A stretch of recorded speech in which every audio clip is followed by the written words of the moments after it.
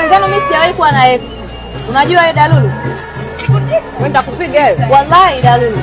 Wewe bwana ni sijawahi kuwa na ex. Unaandika kuta Sasa mimi ndio Ray ndio mwanamke wangu wa kwanza na ndio mwanamke wangu wa mwisho. Wallahi.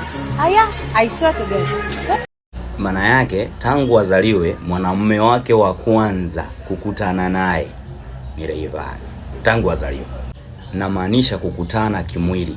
Yaani Faima mwanaume wake wa kwanza kukutana kimwili ni Rayvanny tangu azaliwe.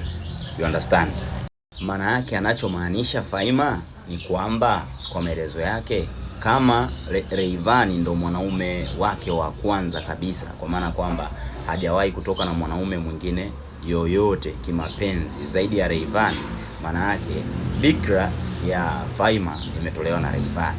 It means bikra ya Faima ilipotea mwaka 2017 kwa sababu mwaka 2017 ndo kipindi ambacho Rayvanny anafanya wimbo wa Kwetu.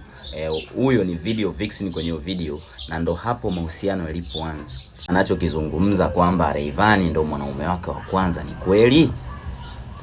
Tutaweza kuprove kwa yeye kuzungumza ama tuprove mpaka pale Rayvanny atakapotukonfirmia?